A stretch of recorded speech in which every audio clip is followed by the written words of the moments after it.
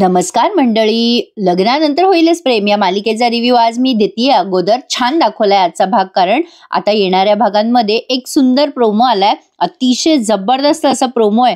वसू आत्या या नंदिनीला वाकडं तिकडे बोलतात की तू एवढी कशी थंड आहे, एवढी कशी शांत आहे, तुझ्या जागी एखादी असती तर तिने आत्महत्या केली असती. हे सगळं काव्याला सहन होत नाही आणि ती काय उत्तर देते सडेतोड त्या वसू आत्याला. तुमच्या पोरीला सांगा ना आत्महत्या करायला. आणि ती वसू आत्या चिडीचूप होऊन जाते. अशा लोकांना अशीच लोक पाहिजे. म्हणजे काव्यासारखी मुलगी जर त्या घरात असली ना तर वसू आत्याची हिंमतच होणार नाही काही करायची. मजा येणार आहे पुढचे भाग बघायला. तर बघा, आज या मायलेकीचं डिस्कशन अतिशय अप्रतिम दाखवलंय त्यांनी. सुरुवातीला काव्याची आई विचारते तू आणि जीवा. त्यावर काव्या म्हणते हो आई, मी आणि जीवा ताई आणि पाडच्या लग्नाच्या अगोदर पासून एकमेकांवर प्रेम करत होतो. मग आता तिची आई म्हणते तू आधी का नाही सांगितलंस काव्या. काव्या म्हणते कशी सांगणार होते ग आई, मी आपल्या बाबांना वेल सेटल मुलगा हवा होता आणि मी ठरवलं होतं ना आई, मी माझं शिक्षण पूर्ण करेल आणि जीवात त्याच्या पायावर भक्कमपणे उभं राहील तोपर्यंत कोणाला सांगायचं नाही असं आमचं ठरलं होतं ग, म्हणून आम्ही नाही सांगितलं घरामध्ये. आता हे सगळं ऐकून त्या काव्याच्या आईला बिचारीला चक्कर यायचीच बाकी आहे. आता त्या म्हणतात अगं निदान लग्नाला उभं केलं तेव्हा तरी सांगायचंच ग. काव्या म्हणते अगं आई काय बोलतेस तू, तुला माहितीये ना माझं लग्न कुठल्या परिस्थितीत झालंय, किती गोष्टी घडत होत्या तेव्हा.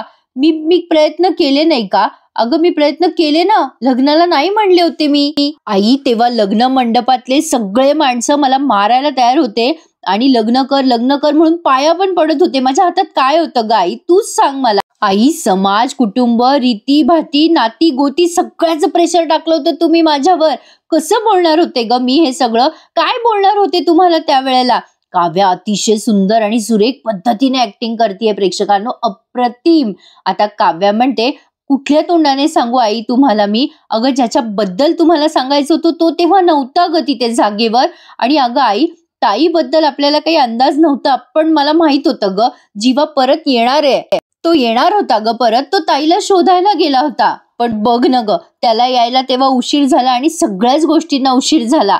नंदिनीची आई आणि काव्याची आई दोघींचीही आई आता लागते रडायला आणि म्हणते बाई देवा काय घडलं आमच्या हातनं हे. आम्हाला असं वाटलं की या निर्णयामुळे दोन्ही पोरी सुखी होतील, पण एका वेळेला दोन्ही पोरींचे आयुष्य खराब होणार असतील हे माहित असतं ना तर. आता असं त्या म्हणतात बिचाऱ्या आणि रडायला लागतात. काव्या त्यांना जवळ घेऊन म्हणते आई आई तू शांत हो ग, तू रडू नकोस. प्रेक्षकांनो या मालिकेचा स्टोरी बेस थोडासा वीकच आहे असं म्हणायला हरकत नाहीये. आणि काय आहे ना, या मालिकेची स्टोरी अशी असून सुद्धा या मालिकेतल्या कलाकारांनी या मालिकेला एक वेगळ्याच उंचीवर नेण्याचा प्रयत्न केलाय. इतकी सुंदर ऍक्टिंग करतात ना, अप्रतिम. त्यामुळे सकाळ झाली की या मालिकेत काय घडलं याची उत्सुकता कायमच लागून असते. तुम्हाला पण असंच होतं ना, मला तर होतं. तर बघा काव्या तिच्या आईला म्हणते आई तू प्लीज प्लीज रडू नकोस ग. आई आई तुला आता कळलंय ना सगळं. अगं जे झालं ते विसरून जा, पण आत्ता जे तुला कळलंय त्या बाबतीत प्लीज मला समजून घे ग आई प्लीज. अगं आता कळतंय ना तुला मला का नाही जायचंय सासरी. आता कळतंय का तुला मला का नाही हे लग्न टिकवायचंय. मला किती अवघड आहे ग त्या घरामध्ये राहणं. अगं आई मला घे ना ग समजून. काव्या आता तिच्या आईकडनं अपेक्षा करत असते की तिच्या आईने पुढाकार घेऊन हे लग्न मोडावं. आता ती म्हणते आई तू मगाशी मला काय म्हणालीस. बिचारी आपली नंदिनी ताई, काय अवस्था होत असेल तिची. पण आई विचार कर ग माझा, तुला नंदिनी ताई बद्दल वाटत होतं ना की ती तिच्या होणाऱ्या नवऱ्याला बहिणीसोबत संसार करताना बघेल, तिला कसं वाटेल म्हणालीस ना तू. आता तिची आई खूप रडत असते बिचारी. आणि काव्या म्हणते आई आता माझा विचार करून सांग, माझ्या प्रियकरासोबत माझ्या बहिणीला संसार करावा लागणार आहे, ज्याच्यासोबत मी संसाराची लग्न बघितली होती. सांग आई सांग, तो जीवा माझ्या ताईसोबत संसार करणार आहे. मला कसं वाटत असेल आई, विचार कर माझी काय अवस्था होत असेल. काव्या हे सगळं खूप जीव तोडून बोलते आणि तिच्या आईला खूप वेदना होत आहेत. आता तिची आई म्हणते नाही ग बाळा, मला नाही सोसवते हे सगळं, मला कल्पना पण नाही करवते. त्यामुळे तू लग्नाला नाही म्हणत होतीस आणि आम्ही तुझं ऐकून सुद्धा घेतलं नाही. आम्ही किती चुकीचं पाऊल उचललं ग, चूक झाली आमच्याकडनं काव्या, आम्हाला माफ कर. आता काव्या म्हणते आई काय बोलतेस तू, हे नको ग अशी बोलूस. आता तिची आई म्हणते नंदिनी आणि पार्थ त्यांचं अरेंज मॅरेज होतं ग, पण तू आणि जीवा तर एकमेकांवर इतकं प्रेम करत होतात, मग आमच्याकडनं कशी अशी चूक झाली ग. खरंच चूक झाली. आता तिच्या आईला पश्चाताप होतोय या गोष्टीचा की आपण असं करायला नको होतं. त्या म्हणतात एकाच मुलीवर नाही, आमच्या दोन्ही मुलींवर आम्ही अन्याय केलाय. आम्हाला यासाठी आयुष्यभर अपराधी वाटेल ग आम्हाला. आणि तू कोणाला तरी सांगायला हवं होतंस काव्या. नंदिनीला, बाबाला, पार्थला, कोणाला तरी त्यावेळेला बोलायला पाहिजे होतंस तू. आता काव्या म्हणते काय चाललंय तुमच्या सगळ्यांचं? तुम्ही सगळे का दोष देताय मला? जीवा सुद्धा मलाच दोष देतोय. मी का नाही सांगितलं सगळ्यांना आमच्या लग्नाबद्दल म्हणून, आणि तू पण मलाच बोलतेस की मी का नाही सांगितलं. त्या दिवशी मला कोणी संधी दिली बोलायची? नाही. अगं माझ्या जागी विचार करून बघ. अगं आई, त्या दिवशी भर मांडवामध्ये 4 चौघात बाबा माझ्या पाया पडले ग. अगं मग कोणाशी बोलणार होते मी आणि काय बोलणार होते? कसं सांगणार होते आई की माझं जीवावर प्रेम आहे म्हणून? तू तर सतत रडतच होतीस ग आई, फक्त रडत होतीस. तू आली होतीस माझ्याशी बोलायला, पण तू काय सांगितलंस मला? मंगळसूत्र काढू नकोस. घेतलीस का माझी बाजू? घेतल्या का माझ्या भावना समजून? इथे गावातली माणसं तर आपल्या जीवावर उठली होते ग. सतत मला वाटत होतं तुमच्या जवळ येऊन सांगावं, पण परिस्थितीने माझं तोंड शिवलं होतं ग आई. त्यामुळे आता मला नका ग दोष देऊ प्लीज. आई मला मोकळीक हवी आहे ग, मला मोकळीक हवी आहे प्लीज. आता तिची आई म्हणते काव्या, अगं आता त्या पाया पडायला लागतात तिच्या, म्हणजे हात जोडत असतात. तेव्हा काव्या म्हणते अगं हे काय करतेस आई, तू काय चाललंय तुझं? अगं आई शांत हो. तू अशी मला माफी नको मागूस ग. मला काय माफी हवी आहे का? अगं मला फक्त ही झालेली चूक सुधरवायची आहे. हे लग्न मोडायला हवंय. आता काव्या जेव्हा असं बोलते तेव्हा तिची आई घाबरते जरा. आई माझं सुद्धा लग्न मोडायला हवंय आणि ताईचं सुद्धा. आता कळलंय ना तुला? सगळं कळलंय ना? चल आत्ता आपण खाली जाऊ आणि सगळ्यांना सांगू की माझं जीवावर प्रेम आहे. चल बरं आई. आता तिची आई म्हणते अगं थांब काव्या थांब, मला कळतंय आमच्याकडनं चूक झालीये आणि ती चूक आम्ही सुधारायला हवी आहे. काव्याला असं वाटत असतं की तातडीने खाली जाऊन सगळ्यांना सांगावं की माझं जीवावर प्रेम आहे, पण आता पुन्हा आपल्या अपेक्षेप्रमाणे तिची आई तिला थांबवतेच आणि म्हणते थांब काव्या थांब. अगं एवढ्या तातडीने खाली जाऊन सांगू नकोस. अगं आम्हाला कळतंय हे लग्न म्हणजे तुमच्यासाठी अग्निपरीक्षा आहे, दर दिवशी घेतली जाणारी. पण काव्या अगं इतक्यात नको सांगूस. अगं आम्ही सुद्धा काळजी घेऊ. आम्ही तुम्हाला मनाविरुद्ध संसार करायला लावणार नाही. माझ्यावर विश्वास ठेव. आता काव्या असं ऐकते आणि तिला एवढं छान वाटतं. ती पटकन तिच्या आईला मिठी मारते आणि म्हणते थँक्यू गाई, थँक्यू सो मच. अगं इथे आज मला जे ऐकायचं होतं ते ऐकलं ग. थँक्यू गाई, थँक्यू सो मच. तू आज माझ्या मनावरचं खूप मोठं ओझं कमी केलंस. आता काव्या तिच्या आईला अशी बिलगते आणि खूप वेळ रडते. पण आता तिची आई तिला म्हणते बेटा तुझं म्हणणं सगळं बरोबर आहे, पण हे जर ओझं तुझ्या वडिलांच्या मनावर आलं आणि त्यांची तब्येत बिघडली तर काय होईल ग काव्या? त्यांना जर असं कळलं की त्यांनी खूप मोठी घोडचूक केली आहे त्यांच्या मुलीच्या बाबतीत तर काय होईल बेटा? मग काव्या म्हणते म्हणजे काय म्हणतेस आई तू? मग आता तिची आई म्हणते बेटा तुझ्या वडिलांच्या तब्येतीवर परिणाम होईल ना? अगं मी काय म्हणते, तुम्ही 4 जण बसा, एकमेकांच्या समोर बसा, बोला, ठरवा आपापसामध्ये काहीतरी. नंदिनी आणि तू दोघी जणी बोला. अगं जे काही ठरेल ना तुम्ही सगळ्यांनी एकत्र येऊन सांगा एकमेकांना. बेटा तोपर्यंत इकडे मी तुझ्या बाबाच्या मनाची तयारी करते. मी तुझ्या बाबांना समजवेल हळूहळू, पण तू सुद्धा नंदिनी ताईला आणि जीवाला, पार्थला समजावून सांग या सगळ्या गोष्टी. पण तोपर्यंत इथे कोणाला काही सांगू नकोस ग बेटा. मी तुला रिक्वेस्ट करते, खरंच कोणाला नको सांगू. तेवढ्यात तिथे नंदिनी येते आणि म्हणते काय नाही सांगायचंय मला. आणि आता काव्या घाबरते. अरे बापरे आपली ताई आली, तिने सगळं ऐकलं की काय? नंदिनी जवळ येऊन म्हणते काय झालं, काय नाही सांगायचंय मला. काव्या घाबरून नंदिनीकडे बघते. आता तिला असं वाटतं नंदिनीने काही ऐकलं की काय, पण नंदिनी आता या दोघींच्या जवळ येते आणि म्हणते काय ग काय झालं तुम्हा दोघींना आणि तुम्ही दोघी इतक्या का रडताय? काय नाही सांगायचंय मला? काय ग काव्या? अगं काय विचारते मी, काय नाही सांगायचंय मला? काय ग आई काय झालं, तू पण रडतेस? काही बोलली का काव्या तुला? मग आता तिची आई हळूच म्हणते काही नाही ग नंदिनी, मी काव्याला सांगत होते की तू इतक्यात तुझ्या मनातलं कोणाला काही सांगू नकोस. नंदिनीचा या क्षणाला गैरसमज होतो. म्हणजे तिला असं वाटतंय की काव्याला घटस्फोट हवा आहे ना, त्या गोष्टीवरती अजूनही ठाम आहे आणि ते कदाचित तिने तिच्या आईला सांगितलं असावं. म्हणजे तिच्या आईला घटस्फोटाचा निर्णय पटलेला नाहीये असं काहीतरी नंदिनीला वाटतं. पण आता तिची आई म्हणते मी काव्याला तेच सांगितलं की तुझ्या वडिलांना हे पटणार नाहीये. मग आता ही नंदिनी घाबरते आणि म्हणते काय काव्या अगं असं का बोललीस तू आईकडे? हे बघ बेटा, तू आईला सांगितलं ते सांगितलं, पण तू प्लीज आता काही बोलू नकोस, बाबांना नको सांगूस ग, बाबांची तब्येत खराब होईल ग काव्या. नंदिनी तिला समजवायला जाते प्रेमाने. या क्षणाला काव्या पण घाबरलेली असते. काव्याला वाटतं ताई जे बोलते ते खरंच आहे, बाबांना काही त्रास झाला तर. कसं असतं ना प्रेक्षकांनो, मुली खूप हळव्या असतात, मुलींच्या मनातलं त्यांना बोलून मोकळं व्हावं असं वाटत असतं, पण प्रत्येक वेळेला घरचे काय म्हणतील, आई बाबांना काय वाटेल, या सगळ्या गोष्टींचा विचार संस्कारी मुली करतातच. काव्या तशीच आहे. नंदिनी तिला म्हणते, काव्या चल बरं बेटा, आता जास्ती विचार करू नकोस, चल खाली, बोलत आहेत तुला सगळे, खाली चल.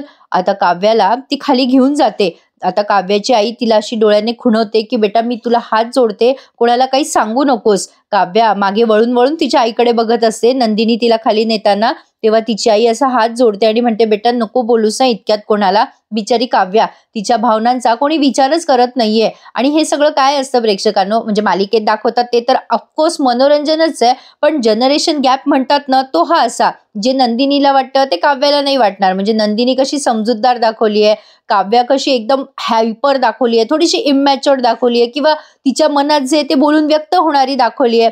हे सगळं जनरेशन गॅपचं एक उदाहरण आहे. म्हणजे प्रत्येक जनरेशन वेगवेगळ्या पद्धतीने विचार करते ना, तसं काहीसं, आणि अतिशय सुरेख पद्धतीने हे त्यांनी वठवलेलं आहे. आता खाली आल्यावर यांची निरोपाची वेळ झालेली आहे. मग आता ही नंदिनी आरुषीला समजवते, बेटा आरू, आईबाबांची काळजी घे, त्रास देऊ नको आईबाबांना, अभ्यास कर आणि काळजी घे सगळ्यांची. मग आरुषी सुद्धा रडूनच नंदिनीला निरोप देते. मग आता ते वडील सांगतात की पार्थराव, आमची काव्यानं जरा अल्लड आहे, तिला सांभाळून घ्या. काव्या मात्र तिच्या रागातच आहे. नंदिनी सगळ्यांचा निरोप घेतीये, अगदी प्रेमाने सगळ्यांशी बोलतीये, पण काव्या मात्र तिच्या सोबत झालेल्या प्रसंगामुळे अतिशय हर्ट झालेली आणि तो प्रसंग तिने खूपच जिव्हारी लावून घेतलेला आहे. नंदिनी नमस्कार करते तिच्या वडिलांना, जीवा करतो नमस्कार, म्हणजे ते जोडीने नमस्कार करतात. या क्षणाला पार्थला असं वाटत असतं की काव्याने सुद्धा त्याच्या जोडीने येऊन नमस्कार करावा, पण तरी सुद्धा पार्थ खूपच समजूतदार दाखवलाय, अगदी नंदिनी सारखा. जीवा आणि नंदिनी दोघे आईलाही नमस्कार करतात, पण आता नंदिनी काव्याकडे बघत असते की तिनेही असाच पद्धतीने नमस्कार करावा, पण काव्या तिथून अगदी हलायला सुद्धा तयार नाहीये. नंदिनी तिच्या वडिलांचाही आशीर्वाद घेते. आता मात्र पार्थ विचार करतो, नाही काव्या पाया पडते तर राहू द्या, पण आपण तरी पाया पडावं, कारण काव्या तिच्या शॉकमध्येच आहे आणि ती स्वतःच्या म्हणजे मतांना जास्ती ठाम असल्यामुळे ती तिच्या दुःखाला जास्ती कुरवाळून बसलेली आहे आणि तिच्या घरच्यांचा विचार ती करत नाहीये. आता शेवटी पार्थच विचार करतो आणि तिच्या वडिलांच्या पाया पडतो. खूप वेळ बघतो बरं का तो काव्याकडे, घरचे पण बघतात काव्याकडे, पण तरी सुद्धा काव्या कोणाकडेच लक्ष देत नसते. शेवटी पार्थच म्हणतो, मी नमस्कार करतो बाबा, असं म्हणून तो आता तिच्या आईलाही नमस्कार करतो, वडिलांनाही करतो. या मालिकेतले काही दृश्य ना खूप काही सांगून जातात प्रेक्षकांनो. मनापासून मालिका पाहिली ना की ते कळतं. वरवर आपल्याला असं वाटतं काय बोर दाखवताय, कसं तरी काहीतरी, पण डीपली खूप विचार केलाय यांनी. पार्थ आता नमस्कार करतो, काव्या जवळ येतो तो आणि काव्याला खुणवतो असं चला म्हणून, म्हणजे तिने नमस्कार तर केलाच नाहीये, पण पुढे जायचं तर ती पार्थ सोबत पुढे जात सुद्धा नाहीये. पण आता पार्थ या सगळ्या गोष्टींचा विचार न करता आणि त्या काव्याच्या घरच्यांना काहीही न समजू देता बिचारा चुपचाप तिथून निघून जातो. म्हणजे हा त्याच्या जिवारी लागेल अपमान असाच आहे, पण असो, जे काही घडलेलं आहे यांच्या बाबतीत हे सगळं समजून घेता बिचारा पार्थ एवढं तर नक्कीच सहन करेल. आता पार्थ काहीच न बोलता तिथून निघून जातो, कारण काव्या त्याला रिस्पॉन्स सुद्धा देत नाही. नंदिनीच्या ते लक्षात येतं आणि नंदिनी काव्याजवळ जाऊन म्हणते, काव्या, अगं ए काव्या. काव्याची तंद्री लागलेली असते. काव्या एकदम दचकते नंदिनीने आवाज दिल्यावर. काव्या एकदम दचकते. मग नंदिनी म्हणते, चल काव्या, उशीर होतोय आपल्याला. आता काव्याची आई खूप नोटीस करत असते काव्याला. आता या दोन्हीही पोरी गेल्या, म्हणजे घरातनं बाहेर गेल्यावरती या काव्याच्या आईला जराशी बारीक चक्कर येते. लगेच त्यांचे मिस्टर त्यांना सावरतात आणि म्हणतात, काय ग शारदा, अगं काय झालं तुला, चक्कर आली का? त्या म्हणतात, नाही मी ठीक आहे. आता काव्याच्या आईला हे खूप मोठं दुःख पचवायचंय, हे एवढं मोठं सत्य पचवायचंय की ती म्हणजे काव्या आणि जीवा एकमेकांवर प्रेम करतात, पण त्यांचं लग्न झालेलं नाहीये. ही गोष्ट पचवणं एवढी सोपी नाहीये वरवर पाहता. पण आता या शारदाताई स्वतःला सावरतात. शेवटी आई ती आईच असते ना. पण असो, आता तिचे वडील म्हणतात काव्याचे, बरं झालं पोरी आज येऊन गेल्या, छान वाटतंय मला. आता मुली जावाई सगळे चालले आणि त्यामुळे आनंद वाटतोय घरामध्ये. पण आता ही आरू म्हणते, आपल्या काव्याला ना हे सगळं डायजेस्ट नाही झालंय बाबा. हे बघा, आपली काव्या खूप डिस्टर्ब आहे. आपण काहीतरी करायला हवं तिच्यासाठी. आई तुला काय वाटतं ग? आता आरुषीला जे कळलंय ते माहिती ऑलरेडी तिच्या आईला, म्हणजे आरुषीला काळजी वाटते काव्याची, पण आता तिच्या आईला किती काळजी वाटत असेल याचा विचार करा. त्या बिचाऱ्या आता काही बोलत नाही. तर हा सीन इथपर्यंतच होता. आता पुढे बघा, जीवा, काव्या, पार्थ आणि नंदिनी हे चौघे जण एकत्रच गाडीमध्ये चाललेत. मागे नंदिनी आणि काव्या बसल्यात, पण या चौघांच्याही मनामध्ये अनेक द्वंद्व सुरू आहेत विचारांचे. काव्या तिच्या परीने विचार करताना दाखवली आहे, म्हणजे काव्याला जीवा जे जे बोलला ते सगळ्या गोष्टीमुळे खूप हर्ट झालंय आणि नंदिनी काव्याचा विचार करतेय. पार्थ या क्षणाला काव्याचाच विचार करताना दाखवलाय. काव्या खूप डिस्टर्ब आहे हे त्याला प्रकर्षणाने जाणवलंय, त्यामुळे त्याने गाडीच्या वर जो आरसा असतो ना तो काव्याच्या दिशेने फिरवलाय. ते बघताना खूप भारी वाटलं बरं का. नंदिनी दिसत असते त्या आरशात अगोदर, पण तो काव्याला बघतोय आणि काव्या मात्र सतत जीवाचा विचार करतेय. कुठलीही मुलगी जेव्हा प्रेम करते तेव्हा अगदी मनापासनं आणि जीवापाड प्रेम करते, तसंच काव्याच्या बाबतीत झालंय. ती जीवाला विसरणं अशक्य आहे तिच्यासाठी, त्यामुळे ती खूप धडपडतीये, काहीही करून तिला जीवाच्या सोबत यायचंय त्यासाठी. पण आता बघा, हे सगळे अतिशय शांत बसलेले असतात, पण आता अचानक मध्येच काव्या ओरडते, थांबा, गाडी थांबवा. आता नंदिनी म्हणते, का ग काय झालं? मग आता काव्या म्हणते, मला तुमच्या सगळ्यांशी महत्वाचं बोलायचंय, तुम्ही आत्ताच्या आत्ता गाडीच्या खाली उतराल का? नंदिनी म्हणते, अगं काय झालंय काय? पण काव्या काय बोलायचंय तुला आमची? आणि काव्या हा काय वेडेपणा, इथे रस्त्यात कुठे गाडी थांबवायची, घरी जाऊन बोलू ना. काव्या म्हणते, नाही ताई, मला इथेच बोलायचंय, घरी सगळ्यांच्या नजरा आपल्यावर असतात, प्लीज मला बोलू दे. आता काव्या ओरडते नंदिनीवर. जीवा घाबरतो आणि विचार करतो, बापरे, काव्या काय सांगणार आहे आता? आमच्याबद्दल तर सांगणार नाही ना?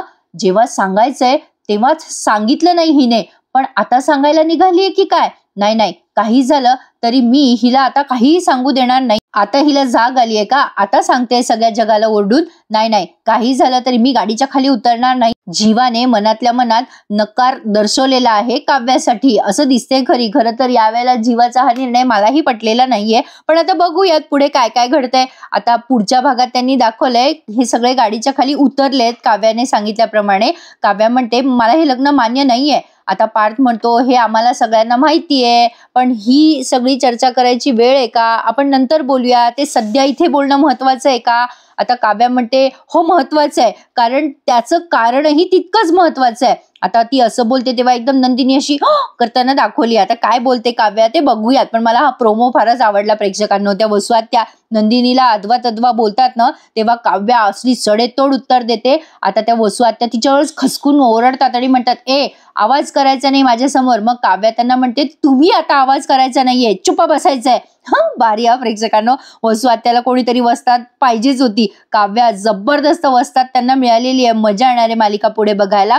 छान वाटतंय. आजचा भाग कसा वाटला मला कमेंट करून नक्की कळवा. आणि चालता माझ्या मेहनतीला एफर्ट म्हणून ते लाईकचं बटन असतं ना, ते नक्की दाबा. आणि ज्यांनी चॅनल नसेल सबस्क्राईब केले त्यांनी साईडचं सबस्क्राईबचं बटनही दाबायला विसरू नका, कारण असेच लग्नानंतर होईलच प्रेम या मालिकेचे इंटरेस्टिंग रिव्ह्यू तुम्हाला आपल्या चॅनलवर ऐकायला मिळणार आहे. भेटूयात उद्या याच वेळेत. तोपर्यंत टेक केअर. धन्यवाद.